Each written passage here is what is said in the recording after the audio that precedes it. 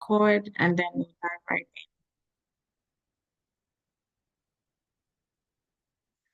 in. Good. So, we're going to be talking, interestingly, about living in full bloom. I know that you have some expectations on what you think that would be. By the way, our guest is running a little bit late, technical difficulties. So as soon as she joins, I will introduce her and then we'll continue. So, you'll be wondering, we know what it is to bloom, but I'll just go over what I've put together and how I would want us to look at that differently. So many times when people hear living in full bloom, many times they consider, maybe is my career going well, or the normal seven pillars of living, career, family, and things like that. And while that is important, while that is necessary, while that is blooming in essence, it boils down to how we express the fruits of the spirit when you're living in full bloom. So how does love play out in your life? How do you feel peace? How do you display? How do people feel around you? And how does it impact how you do things? Do you do them half-heartedly? Do you do them, in a way that people feel uncomfortable around you? Those are the things. Do you hold back when you want to express yourself? Those are the things that many times we find ourselves in that situation, maybe because we've had some terrible experiences, like most people. And then you're saying to yourself, well, I'm not going to do this anymore. But does God really want us to live like that? If you're not living the full expression of your gifts and in the person that God has made you to be, then you're not blooming. So, looking at a flower, for instance, to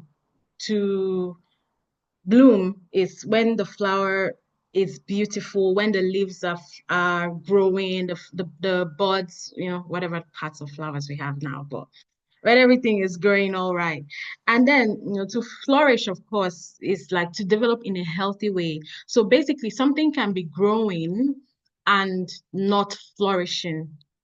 And the idea that God has for us is that we flourish in all aspects of our lives, is not to be lopsided. If you're planted in the cause of our God, then every part of your life is growing. Contrary to what I used to think before about the fruits of the spirit, I used to think that well, there might be some people, if you resonate with this, put it in the chat. And I used to think that, well, you can't have all, so you probably should choose one. And that's actually not what it is, because having a look as women of faith and having a look at what Paul was saying in Galatians, like the base of everything is love. So every other thing is an expression of love, and you cannot choose to be one over the other. However, the grace to build and develop on that is given to you by God, but you it's your responsibility to cultivate it. It's your responsibility to look at your life and see aspects where you're not, you know, living as God wants you to live, expressing in the fullness of what it is. So I just have a few things I put down here, and I'll just say, like love, for instance, joy, I mean, it flourishes when we know that we are deeply loved by God. So when you know that God's got you, you're going to be happy, you're going to be joyful, not irrespective of what your circumstances say. And you're going to also is more than being excited. I think many times when we talk about joy, it says you start thinking, when this happens, I'll be so joyful and things like that, but it doesn't mean it doesn't mean that. It's irrespective of what happens, whether what you're waiting for happens or it doesn't happen. And then that takes us back to love. Do you trust in the love that God has for you? If that's the case, you're not going to be going around with a long face, because you know that God is not going to leave you stranded, really. So I think my guest is having an issue logging on. Did anyone else have a challenge joining Zoom? I don't know. Let me just see how I can get her on. Bear with me 1 second.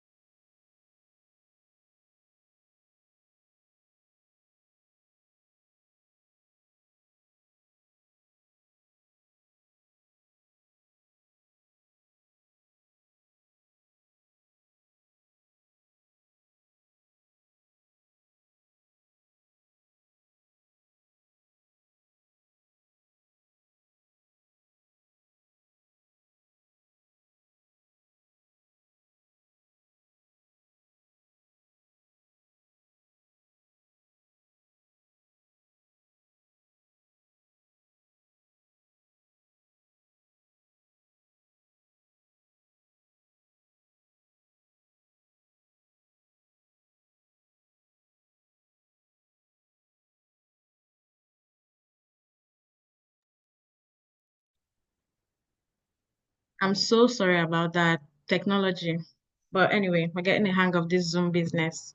So the last thing I said, I was talking about joy and how is an, when you're resting in the love of God, you would remember and you will be joyful.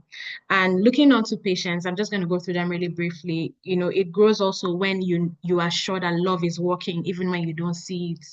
Because sometimes it's like, oh, how long do I have to wait? I mean, many times when you hear, wait on God, you just feel like this is it. But the actual truth is that that should actually bring us comfort because when you trust in the love of God, even if you don't see what you're waiting for, you will wait because you know that whatever comes is going to be good. God is a good God. He doesn't give bad things.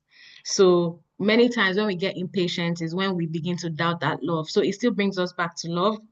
Kindness is also love in expression, in action, and is choosing to extend grace even when you think it's undeserved. I was going to say even when it's undeserved, but when you think it's undeserved because we didn't deserve it and we got it. So who are we to think somebody else is undeserving?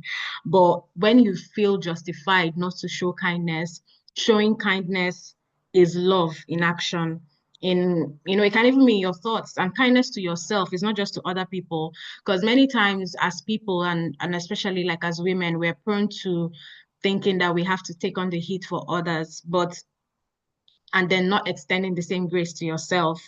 But it goes both ways to others and to yourself, and being kind to yourself and seeing loving yourself with actions that are tied to what God will do. So if you're trying to do something to yourself, for instance, or for yourself, and it doesn't, you're just punishing yourself unnecessarily or things like that. I'm going to get to self-control, which is love in a different form, but it's just for us to center back and be kind, not just to others, but also to ourselves.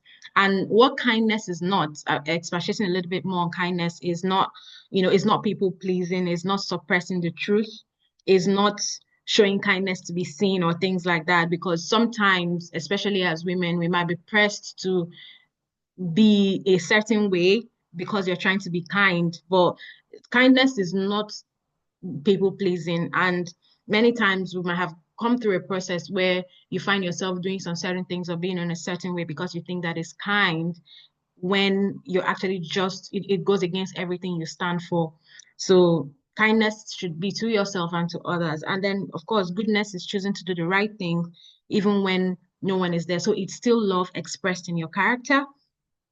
Gentleness as well is it's also love, and it's when you choose restraint, when you choose restraint over expression. So it doesn't mean being passive. Most times when we see someone that is passive or someone that just doesn't respond, they'll be like the person is gentle. That's not what gentleness is.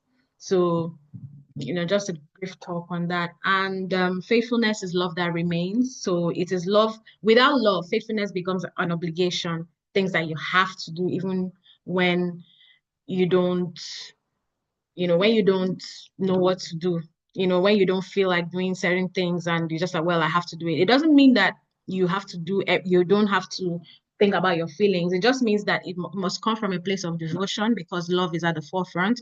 When love is out of the equation, it's just like doing what you have to do. And then self-control also is love with discipline.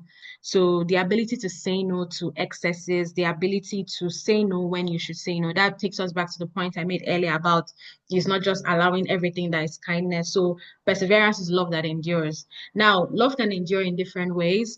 Many times when you hear perseverance, in fact, I think I hated so much to hear the word long suffering because I was always like, I'm not about this life.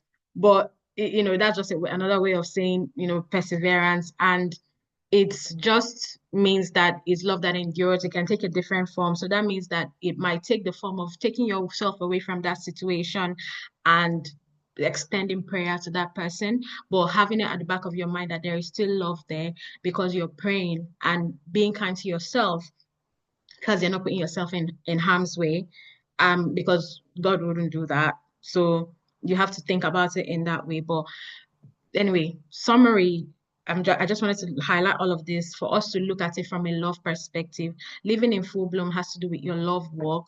When you've been hurt in a certain way, talking about friendships, for instance, do you now decide to close yourself off of connections? We are not made to live like that. We are made to love and be loved. And true love between us and God, between us and people, needs to be both ways. So if you're always on the giving end, you're not loving because you're not receiving. And what happens is that when you find yourself closing yourself off due to past experiences or some things that you might be carrying that you shouldn't carry, you should give to God, but things that you find that you might be carrying, it's difficult for you to accept love. It's difficult for you to accept kindness because there's that suspicion, and then you cannot bloom because you're suppressing. So when there's a kind of suppression within you, you're sometimes you even think about your talents or things that you're good at, like, no, I can't do this, but those desires are in you for a reason. And this still takes us back to love. So if you're thinking of doing something and that God has put in your heart, and you think, well, I've organized something like this before, it didn't work out, or or I've done this before, but people were so mean and this and that, then you have to think back. If it's coming back to you, if it's coming back to you that you need to do this, you have to think, when I did this, who benefited from this? How, apart from the fact that it might have taken a toll on me, because many times we just want to kick back, but what how does God feel about this? Like, I mean, even God wants to give and receive love, so who are we to think that we only give and not receive? You can't live in the full expression of that. So when you find yourself, in a situation where you have to do something different, you start wondering, oh, I don't think, well, I don't think I want to try it. What if people think this? What if people think that? And then that way you just close yourself off. And something that could have blossomed into a very good expression of yourself that you might never have known existed would just be killed or maybe be put to sleep. So the reason why we're having this conversation is because I want us to think. I want us to, think within ourselves. What before we had this, I did this introduction. What did it mean for us to live, for you to live in full bloom? And 1 second.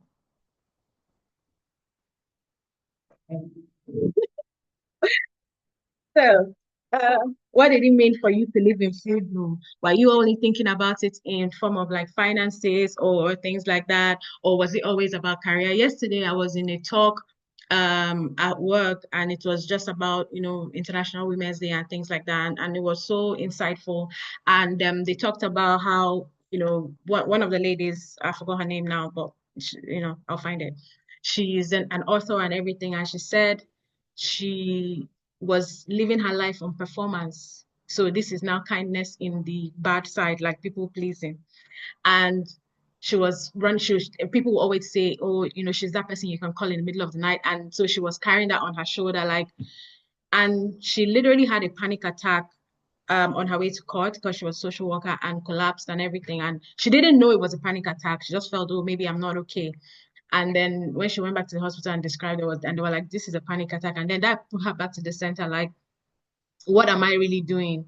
Because now you have other expressions of you that you want to let out that God has put in there. You didn't make yourself, but then you've streamlined it to be like a certain kind of person. So the idea of us having this session is just for me to, like, for me to share the perspective that I've been given, and for us to also reflect, because many times as women we find ourselves putting ourselves at the back burner a lot. And what happens is that years go by and you just realize that you just don't know what happened. And the good news is that there is never a time that is late. And as women of faith, we believe in restoration. So God can literally bring it in a year. But holding back, there's something I learned a while back called about your receptors. I mentioned that earlier. And there are certain things that can block them.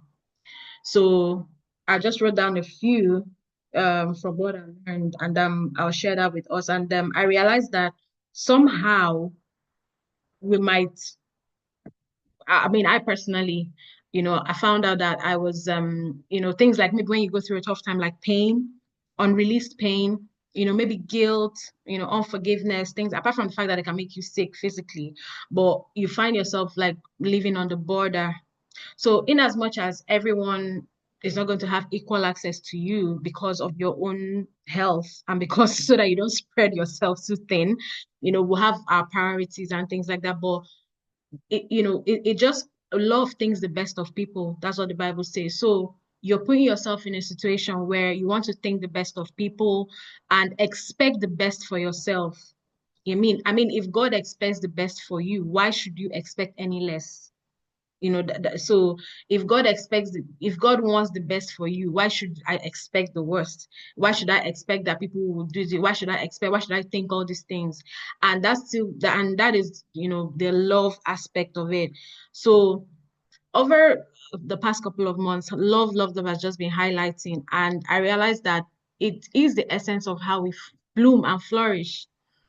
So this is a lot, but what I'm going to do now, because our host is having trouble signing in, I'm not sure. Sorry, not our host, our guest. I beg your pardon. I'm the host. Is having trouble signing in. I'm going to put us in breakout rooms. And I just want us to talk with each other. This is the question that I have for us is, based off of all the expressions of love that I've described using the fruit of the spirit and what it really is, which is love, which one of these jumps out to you, and how, would you think that you want to, cultivate that more, or which one have you cultivated over the years? Like I said, for instance, for myself, when I looked at everything, it jumped out and it was just love. And so I want us to have a look and just talk with one another. That's just going to take maybe 5 minutes, just get to know each other, talk with one another. Yeah, thank you, Vivian. He said, what about the form? Okay, I'm going to put it in the chat again so that I can have everyone's email and information and everything. So I'm just going to pop us in, breakout room, get to know each other, just talk, just relax and talk. Many times when I used to hear breakout room and stuff like that, I mean, this is me being open. I'll just be like, I don't know. But let's just do that. And for the next 5 minutes. And once it's time, I'll call us back in and then we can share what we've said with one another. And let me see if I can get Peace on the call because she has a lot to share with us. So thank you so much. I'm just gonna pop you guys into the breakout rooms. There's gonna be 2 rooms in all. So, or should I make it 3? Yeah, I should probably make it 3 so that it's two people. Where are the breakout rooms? Good. So beg your pardon. Good. So I've opened all the rooms. So please feel free to engage. Please join in and engage. Thank you so much.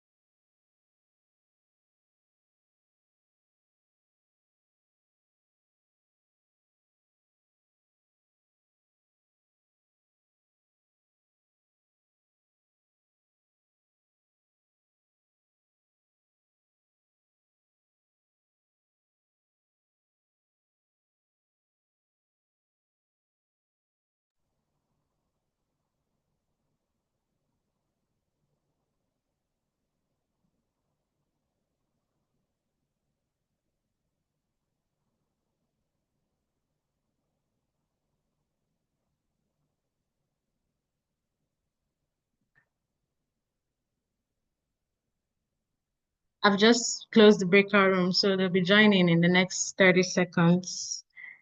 So I'll just like what I asked was, you know, looking at all the fruit of the spirit, like which one is the one that jumps out most of them. I've been talking for 30 minutes, just keep everyone engaged. So I'll let maybe one person from each room speak, and then, we'll take it from there.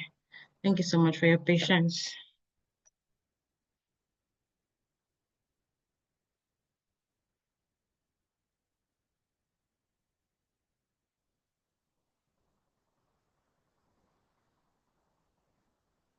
Okay, welcome back, everyone. Finally, I have my guest here, Peace. Zoom was trying to come between us, but thank God she's in here. And yeah, she's going to be sharing in a minute. But before then, I'm just going to introduce her. Peace is the leader and convener for the Praying Woman and No Judgment Zone. And I've been really inspired by listening and joining her meetings as well. So she's going to be sharing some of that good stuff with us. But before that, if anyone wants to share what they talked about, which of them jumped out to you, and how have you lived that, or how do you intend to live that?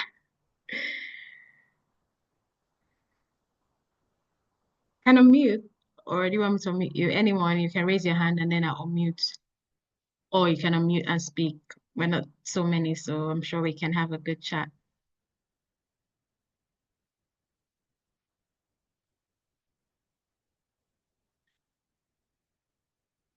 Okay, I'll speak.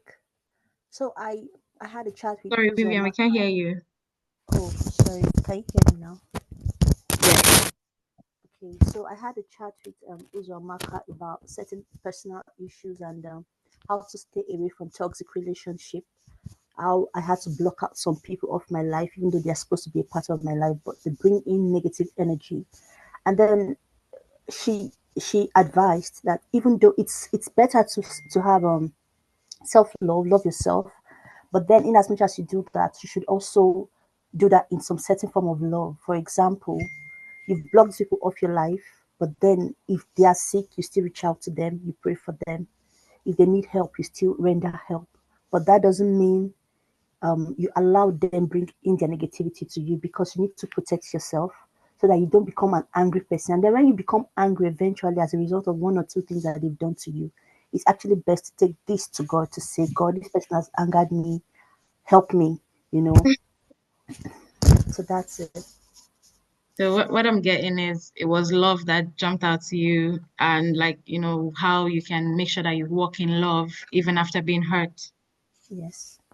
Oh, that's great. That's great. Thank you so much, Vivian. Anyone else want us to share? In the other rooms, was Sophia and Oyinye. So one person from the room can speak. That's fine. Hi, Ola. Hi, everyone. Hi. Sophia and I talked about, I think maybe now that I think about it, what we talked about falls under long suffering in faith. So we talked about having to, follow the leading of the Holy Spirit, the leading of God, even when um, it doesn't always seem pleasant, but trusting God and the assignments that He has commissioned us to do and going in the direction that he has asked us to do, even when, our flesh or the world doesn't think that that's the right way. Because eventually, the assignment or the plan that God has trusted us to do or deliver Mm-hmm. has benefits not just for you, but for, others around you. And so, like, it pays to trust God and just walk in long suffering and in faith. So that's what we talked about here. Yeah, thank you so much. Yeah, I know like long suffering is not suffering. I talked about that in the beginning when I said perseverance, but somehow when I just hear long suffering, I was like, ah. But that's what I now need to work on, because it's not something that, you know, it's not something that is you can avoid in this journey. It is something that, I mean, true growth comes from going through discomfort. If you're always comfortable, there is not going to be any kind of improvement. So yeah, persevering is love that endures. It's definitely one that it jumps out to me as well in looking at it from a love lens. But anyways, I'm gonna let this come in. Before you join the call and Zoom was trying to come between us, we talked about what it means to live in full bloom, and then I touched on allowing yourself to have full expression the way God has made you, coming from love, which is the base and the foundation of the manifestations and the expressions of the fruit of the spirit. Talked about, all of them, and then we said we'll discuss with one another, which is the feedback you've just heard, that I am looking at everything, which one of them jumps out to you, and how do you think, you can develop more, or what's an experience that, you've had regarding any one of them. I shared it. For me, it was love. And the when I got like more understanding of love, I realized that everything really stems from love. Take love out of kindness, it is people pleasing, it's performance. Take love, out of gentleness, you become passive. Take love out of different things, it doesn't make sense, and they just become performative action. So I tie everything to, with love. So just wanted to hear from you, looking at everything and how that plays out in your life and how you're able to live fully without holding back. Which one of them jumps out to you, or all of them? I'm just gonna let you respond now. You're on mute. Thank you so much, Ola. Thank you. Good morning, ladies, afternoon, ladies, for those of us that are in this part of the world. It's such an honor and a privilege to be in your midst and to join my sister to have this conversation. I'm so sorry. I don't know what happened with Zoom. I was battling for over 30 minutes, but the devil is a liar. God is in control. All right. Okay, so when it comes to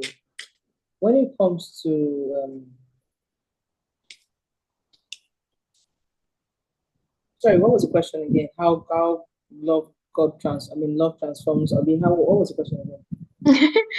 I said, when it comes to living in full bloom and looking at, the expressing the manifestations of the fruit of the spirit, which one of them jumps out to you? Which one do you think you'd kind of need more of, or which one have you journeyed through? Oh, okay, Yeah. okay. So, fruit of the spirit: love, joy, peace, long suffering, temperance, goodness, faith, meekness, self control.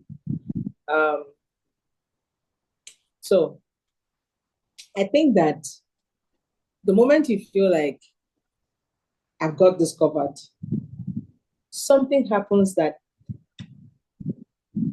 tests whether indeed you've got that aspect covered, and you discover that I love, but I, I don't really love like that, right?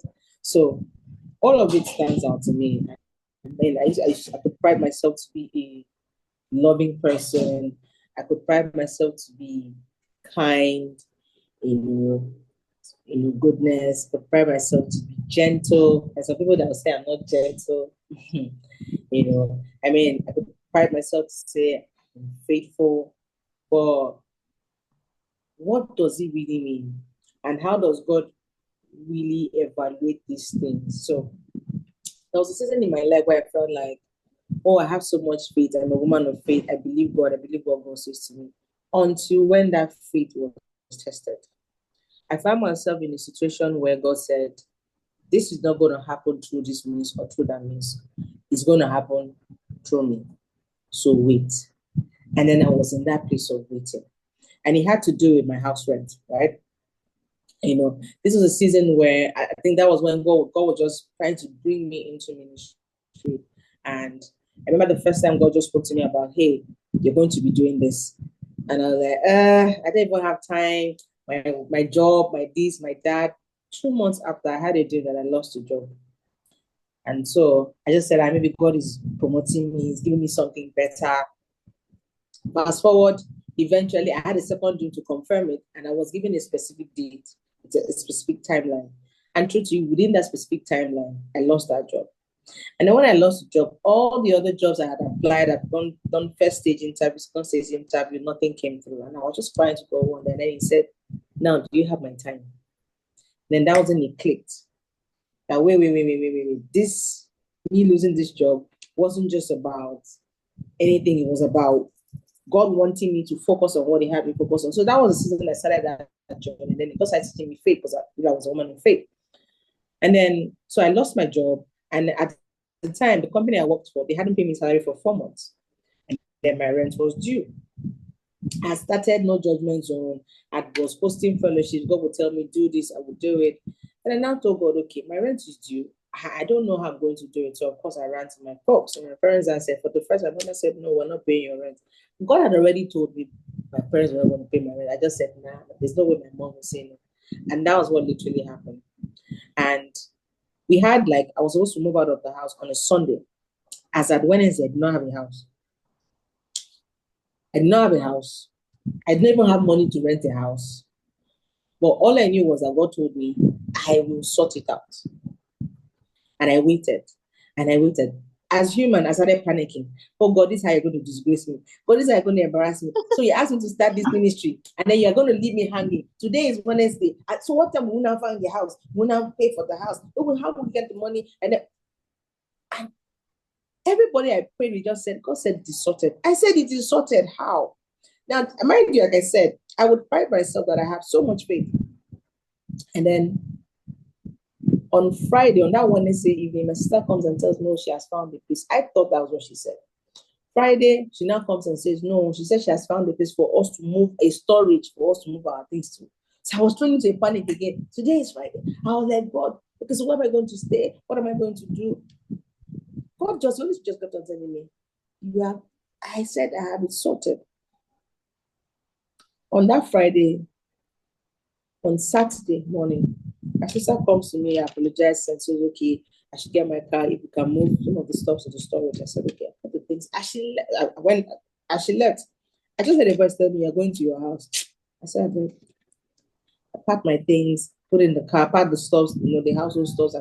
I programmed, okay, this was going to the storage. So she had her own car, so I drove behind her. As I was going, a voice kept on telling me, you're going to your house. Only for me to enter the estate down, like, this estate has a storage, etc. Got in front of the black gate, sister came down, another younger sister came down, I drove with her. And as I came down, she just told me, welcome to our house. And I was like, what? I walked into the house, they were fixing the house, and they were painting, we were repainting the house and everything. The landlord, they were trying to fix one or two things. I was weak. But you see, prior to that, if you had asked me, I would tell you that I'm a woman of faith. But that experience taught me that I didn't have faith as much as I think that I do. Now, why am I saying this? Every fruit of the Spirit, there are levels. So you think that you have love until that love is being tested. You think that you have patience, but your patience is being tested. As we progress in our Christian journey, we grow in these fruits of the Spirit. So for me, the way I would say is, I cannot say, oh, this is the part that I have covered. Because I can say that now, that tomorrow something will happen, and that aspect of that fruit will be shaking. I've had instances where I felt like I was a loving person, and then I had someone do something that I said, I beg, get out of my house. And after that, the Holy Spirit asked me, said, you say that you have love? I say I have love, but this one, you know how we sometimes try to rationalize it and justify why we do certain things. And then the Lord was saying, okay, you could have handled this way, you could have handled that way. We learn on the journey. But there is a fruit of the Spirit that will say that one, I'm still wrestling with God with it, is patience. Particularly when you are in a waiting season. It's not easy. You will cry, you will throw tantrums. When you feel like you've endured, you've had a certain level of patience, and there's something else comes that will require a higher level of patience. The way I like to grade it is this. Imagine that you say, okay, you need patience. Something happens and your patience is tested, and it stretches you. Maybe say the stretch is like about 10%, and you finally you get it, you're like, I've gotten it. And then something else comes. Guess what? You only be patient, your patience meter will be 10% because that's the last test you had to stop at 10%.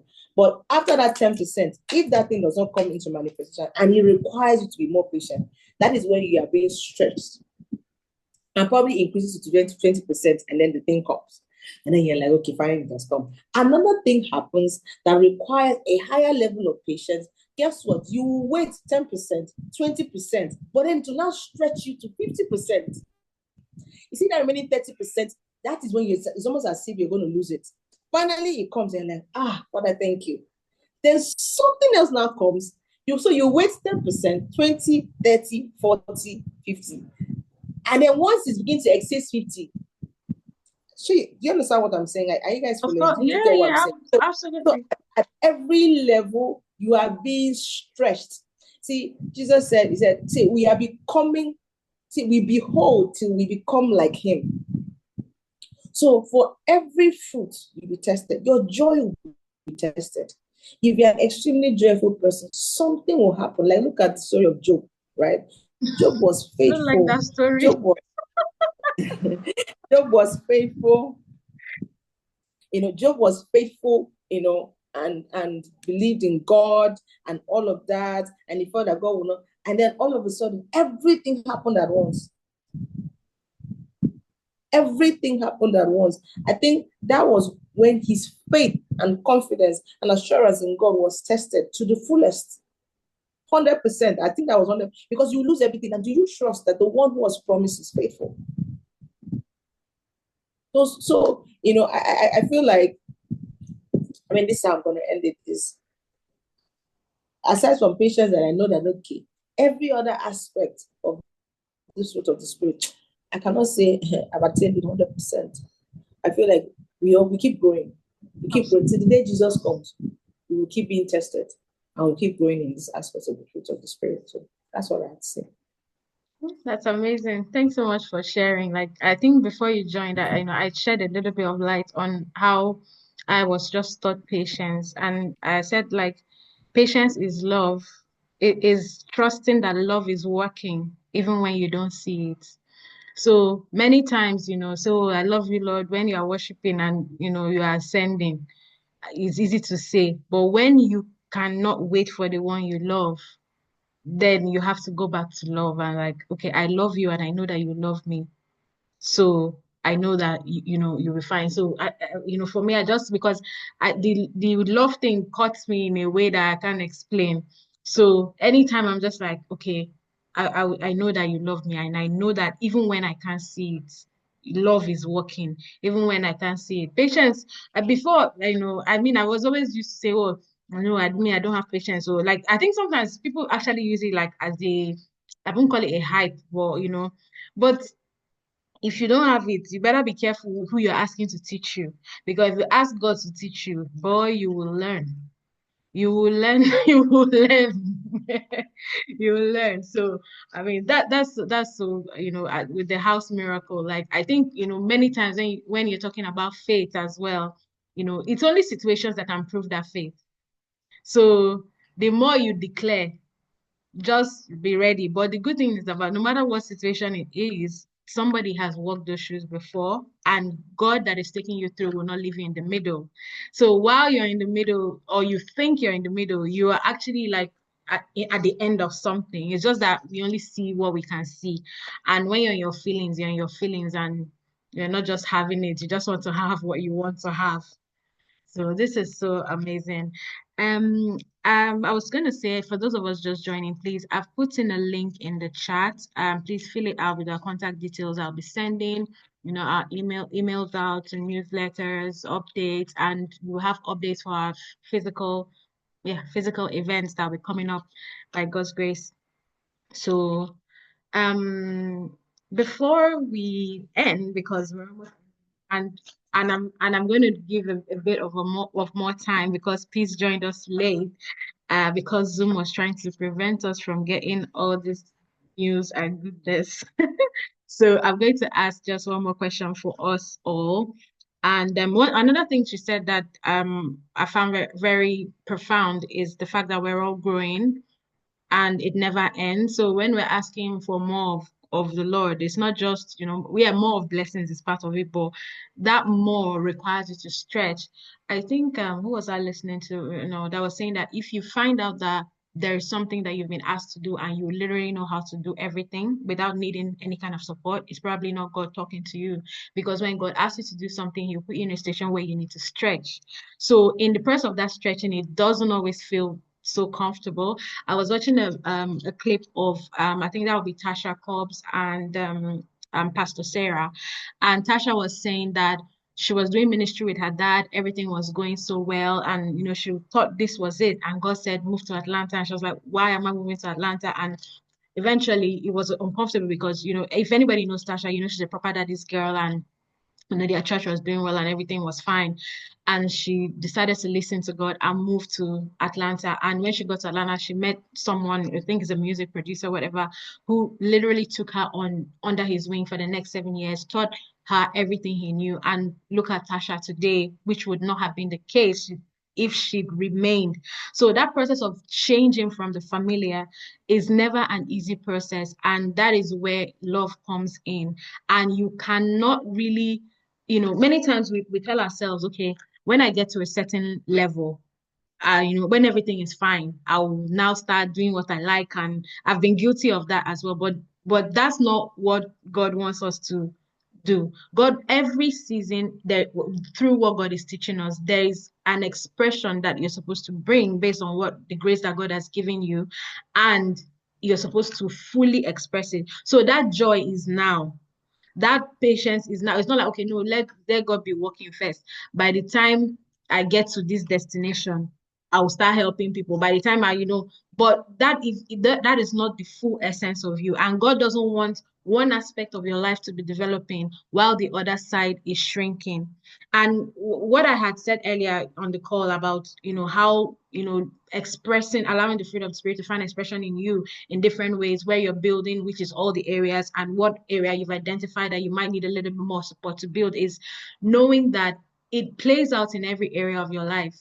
So it's not just about, okay, I'm just going to focus. Like there was a time in my life where my work life was really good, I'll say. It was really good. I liked my job, I made some money and things like that. But looking back at it, my health started to fail.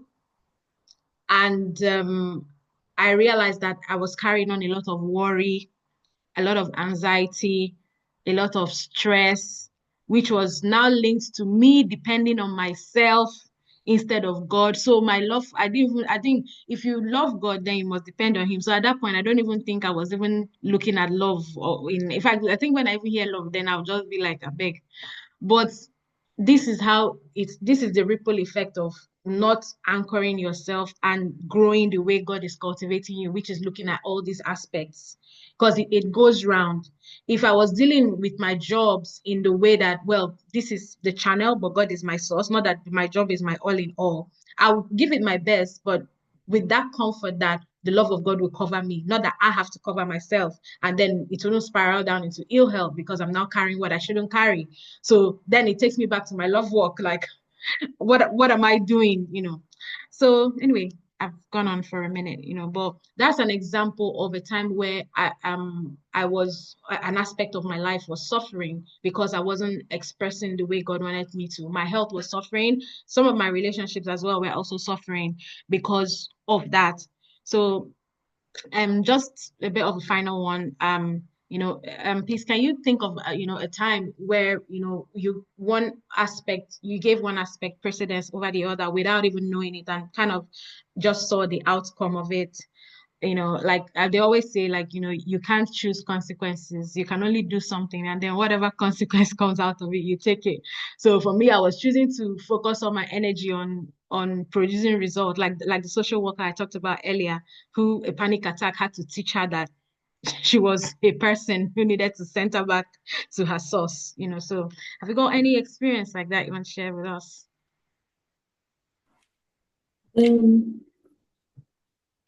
Okay. I think I've had a few experiences. Um, but I've always been someone that strives for work-life balance, right? And on the knowing the effect of unbalanced growth, which is basically just you just investing heavily in one area of your life, and leaving the other area of your life, right? So um I used to the company where I worked, well, I think it kind of sort of okay. Let me just say this: the company where I worked before, I'm an HR by profession, and I'll have times where my colleagues will say, "Oh no, we are doing something on Saturday. You have to come to work," and I'm like, "I'm not available." I'm not available because I understand how detrimental it is. Because most of the time, and then of course, for those of us that live in Lagos, you leave your house by 5 a.m., you get to work, even though I stayed in Lekki, but then the side of Lekki where I stayed, there used to be heavy traffic.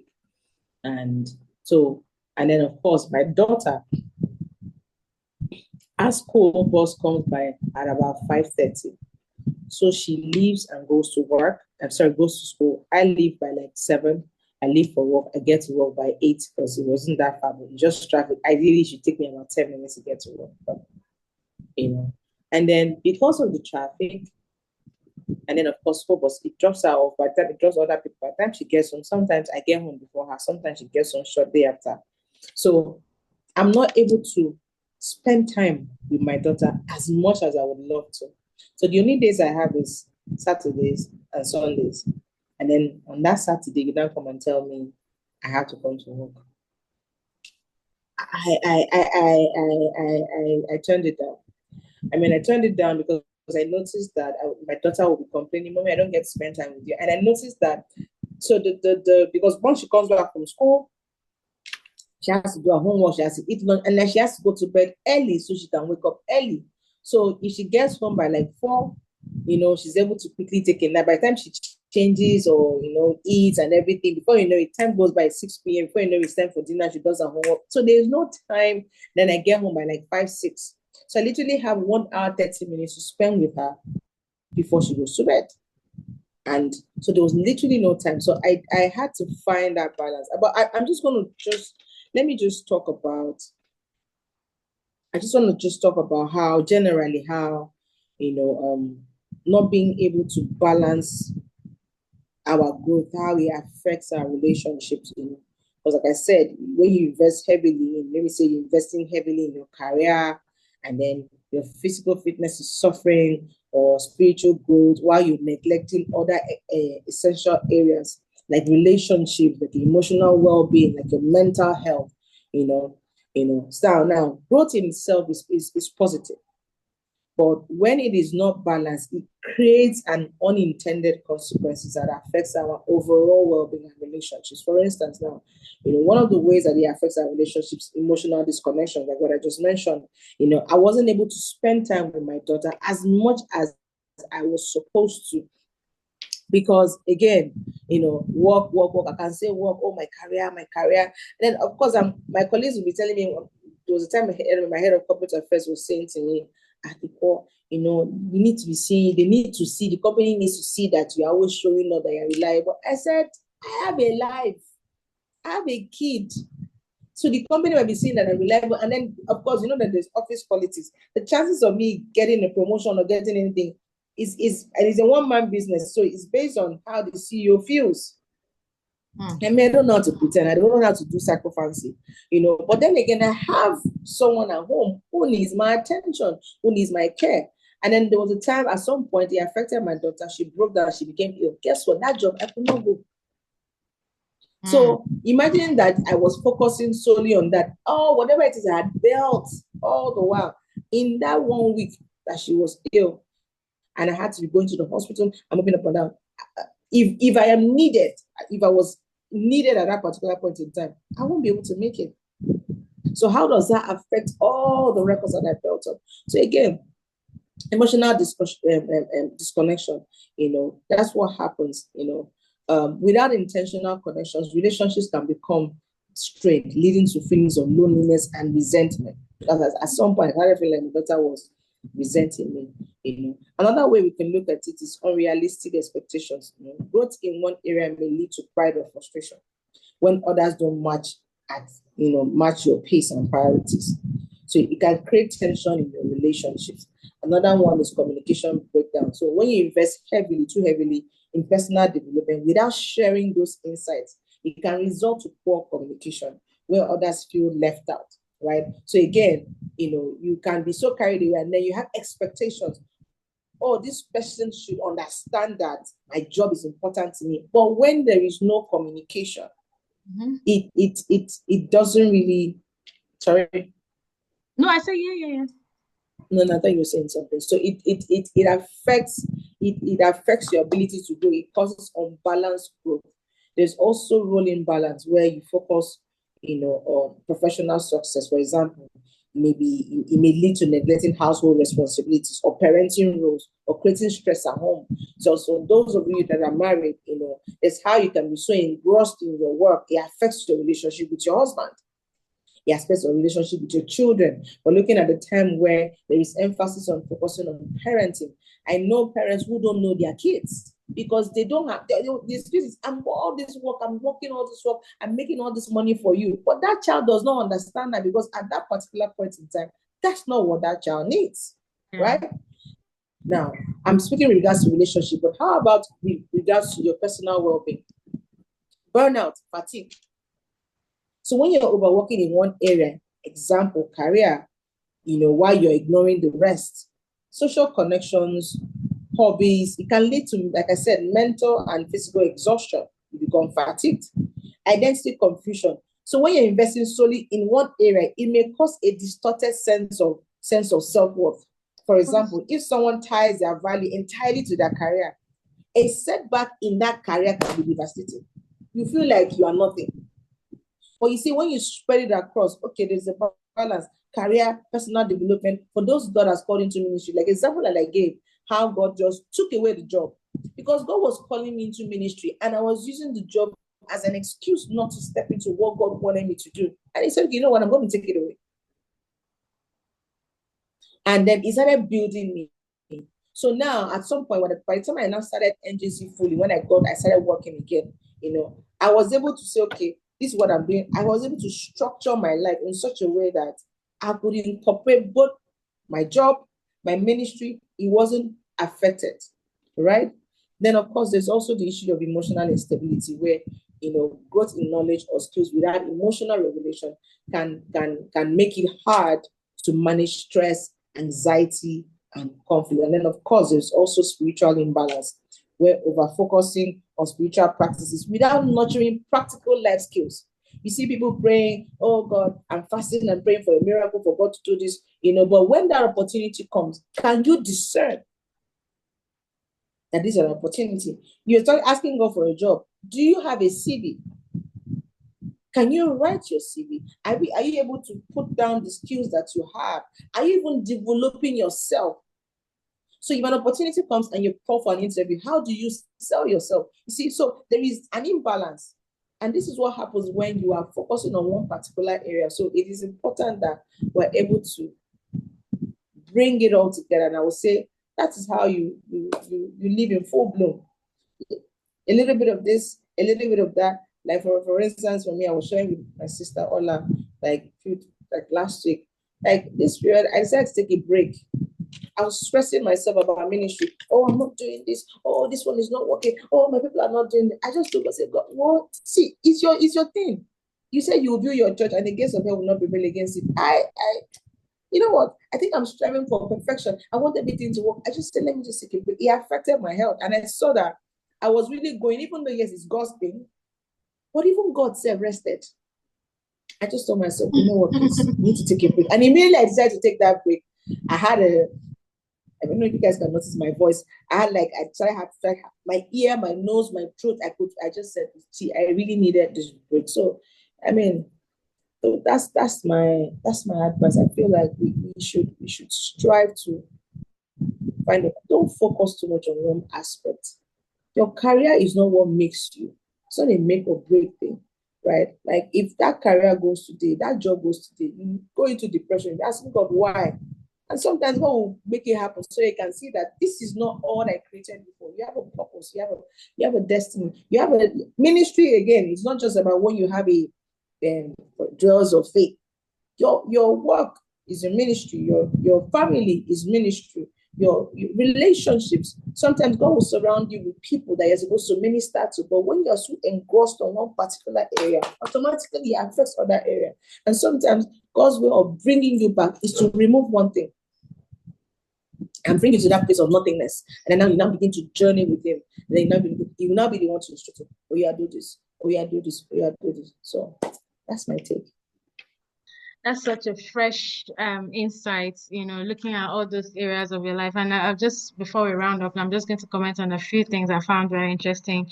When you said, you found yourself like doing a lot, and sometimes some people, they anchor their worth on career. And this, for me, it comes back to the love of God. There was something like God taught me really, like you said, sometimes everything will be taken away for you to recenter. And there was a time that everything I thought I knew that I had, I didn't have them anymore. And I didn't really understand what was going on. And then what God said to me is that God sees us the way he made us. He doesn't see us based on what we have or what we don't have, what we do or what we don't do. So where that's the love of God is the anchor.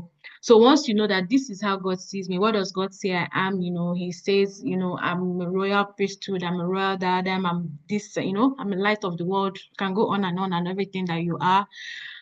Then it gives you that balance. So you give yourself in a job that your best, sorry, in a job that you find, but you don't rely on your performance to prove your worth, because that is now people pleasing, and God is not interested in that life.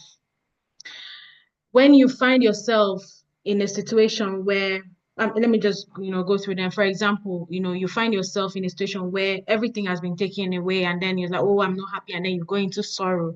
That's because you've built your possessions as who you are. So when you know, okay, God loves me, the joy of the Lord is my strength, what happens around you is not going to bother you that much, because you have the right anchor. And that's like going back to the example where you gave, where your job was taken away and things like that, and you just have to like focus, back to the real source of joy, of joy, which is the Lord. Same thing goes with patience as well. When you're expecting some certain things to happen that will make you a certain person, you're not going to be made into a certain person. While we are improving and growing, God has already made you in that version that he sees that you're walking in. It's not like you are striving, you do one particular task for you to become something. No, you are already royal. So learn the steps of royalty. There's a book I was reading by Chris Wallace on the supernatural ways of royalty.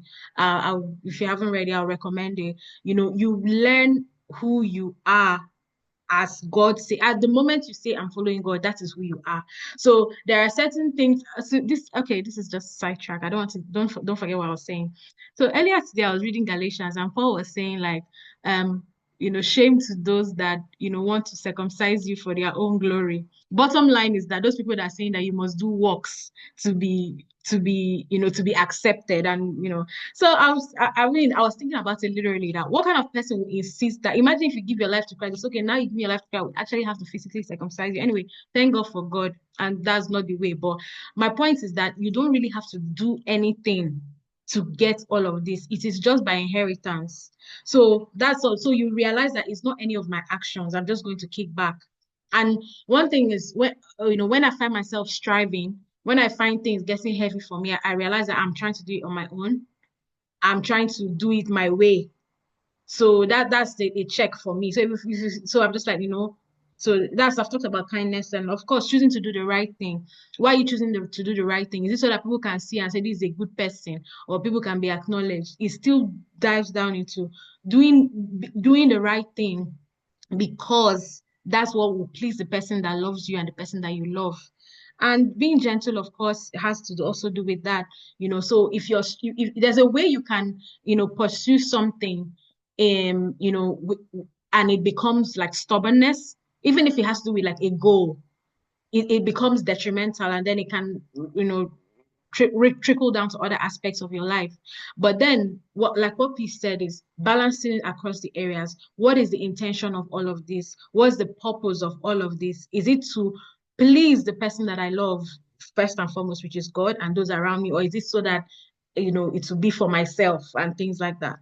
So, I mean, this has been great, you know, like the summary and while we end is that, you know, living in full bloom is has to do with looking at every area of your life and measuring them against the fruit of the spirit. If I'm pursuing my career in this manner, you know, how do I treat people in the process? How do I treat myself in the process? Remember, you're not just anything just made. You are precious to God. So if you're putting that body under not subjection of prayer and fasting, but unhealthy subjection, like for some thing that you're trying to prove your worth in, then it's definitely going to end badly, because that's not, you're already all that. So when it's recognizing in all these facets of life that how I treat people, how have you even been in a circumstance when you come into a room and just like, I just, you know, somebody comes into a room and the atmosphere just shifts, and just like, I mean, what kind of person is this? And you know, it has to do with a lot of things being carried, and then if you're not careful, it can affect the way you express. You might find yourself shutting down. You might find yourself, you know, being in a way that you're not. But then when you realize that it's not about all that, it's about the essence and the core of who you are, that is anchored in the love of God, it will give you a certain kind of balance. And like we said, nobody has it on lockdown. We are all working through it. So anyway, that brings us to the end. Before that, I just want to give an opportunity if anybody wants to unmute and say anything, or if you want to pop comments in the chat, anything just before we round.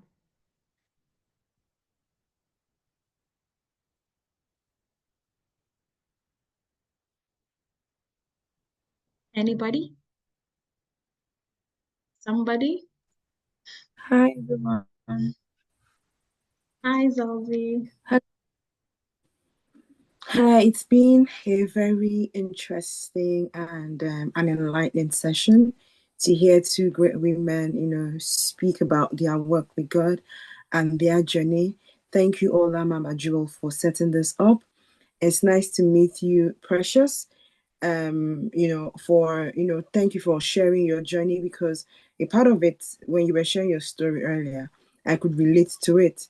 Um, you know, for me, it's like I've been in a place where I've always wanted things to go in a certain way, and because I thought that that is how things are supposed to go. So I I had a journey that God had carved out for me, but I think I was so naive and very highly spiritually inexperienced, and I think I'd say I was spiritually illiterate at the time to understand that this was God directing me, because I had prayed so much about something and it just happened.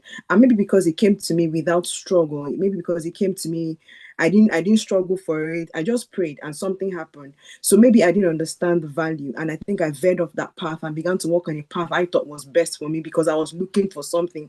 And I thought that if I walked this other path, I would find that thing I'm looking for. And I mean, it began to look easy because Satan is a liar, right? So he tells you lies. And when we talk about the lies that Satan tells, we always expect negativity. No, sometimes the lies that Satan tells could look beautiful, and you begin to walk in that path. So Satan, he began to. So I began to walk in the lies of the devil, because everything I thought I wanted was happening. Oh, the job I wanted was there.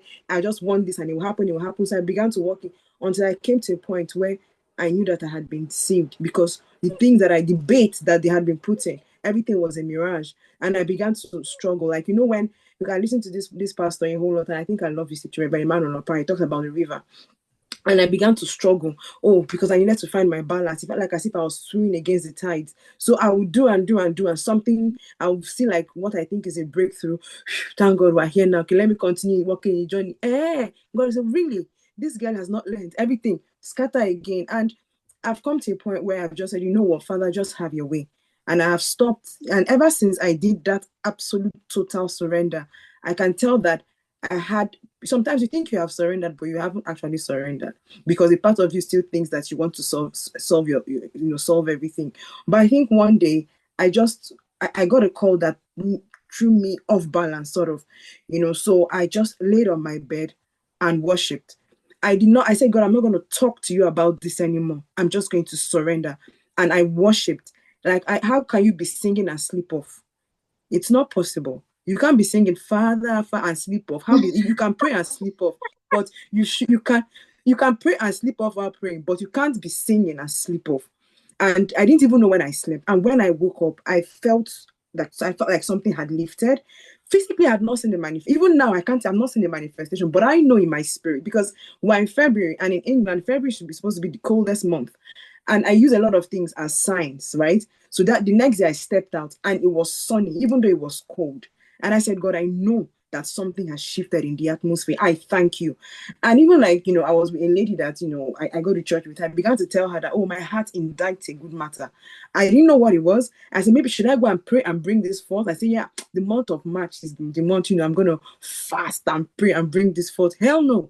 The month of March is the month I've eaten the most, is the month I have slept the most. So I was feeling bad that, God, I said that this month of March, me and you. And then I was speaking to a pastor, and he said to me, God is not a taskmaster. So it is not even by works.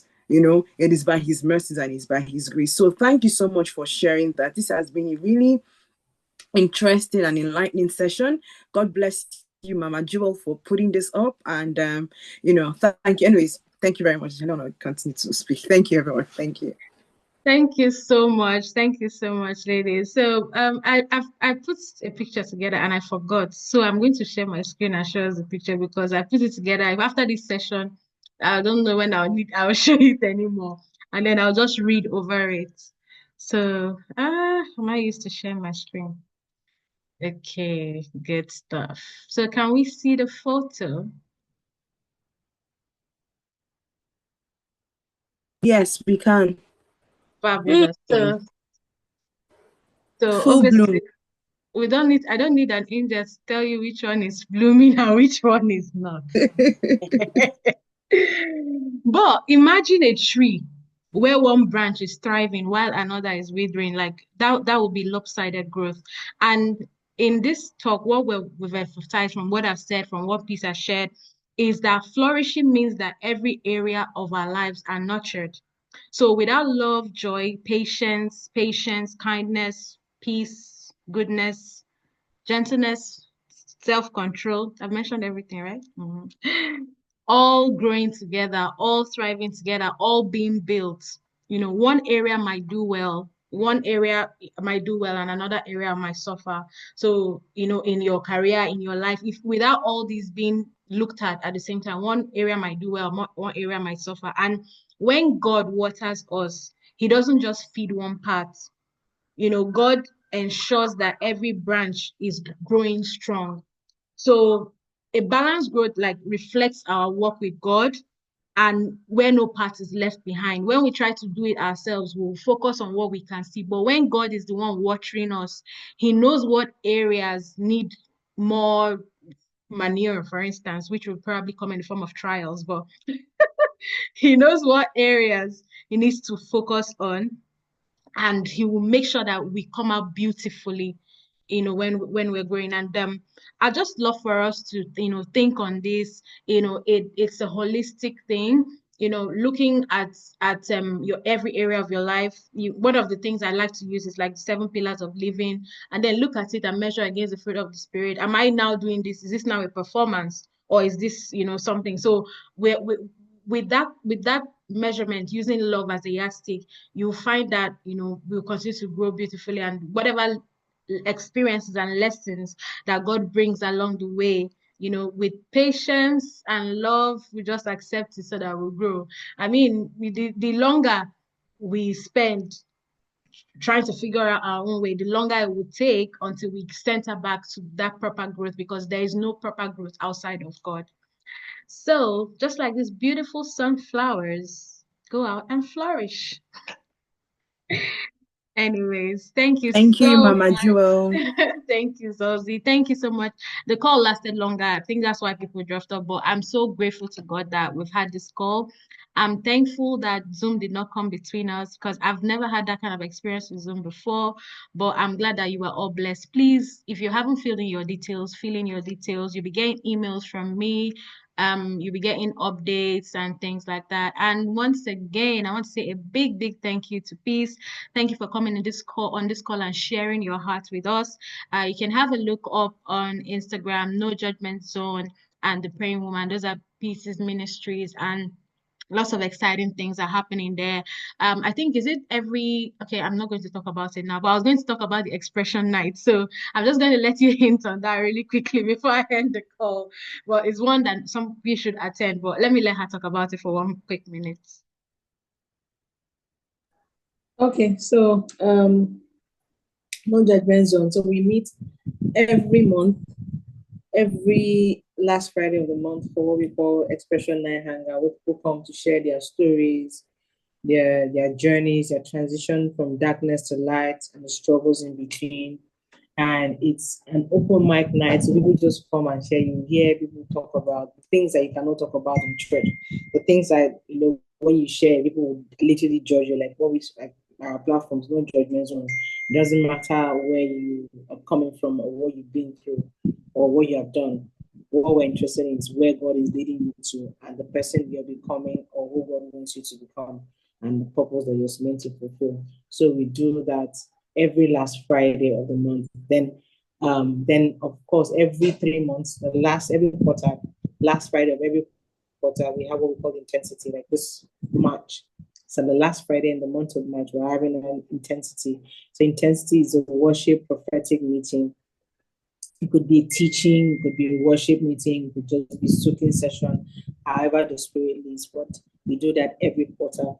And I think that's about it. And then for the praying woman, we meet once a week, every Thursdays to pray on Google Meet platform. That's about it. Even though there are other expressions, but of course, if you check out our Instagram page, you see what we're about. Thank you so much for sharing. That's amazing. So I'm going to say thank you so much for everyone that joined the call. Amaka, Manuela, Zolzi, Uri, Vivian. Thank you for joining the call. We'll be getting updates. And when the next meeting is, please go to our Instagram page. There is a Telegram channel there. If you aren't on there, click on the link and join the Telegram channel. It will have a bit more intimate messages I send there, and then share it with anybody you know that will be interested in blooming. And also I've got a podcast on Spotify. So where I talk about, love in different dimensions and as much as it's out there, I talk about, walking in love, godly love and boundaries, the trials of love, understanding love, self-love. So please go and listen. Yeah, I've talked about Instagram, Spotify, yeah, and then we're going to be on YouTube soon anyway.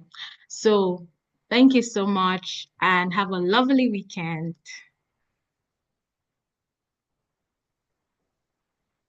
Bye. Thank you. Thank you. Bye. Bye.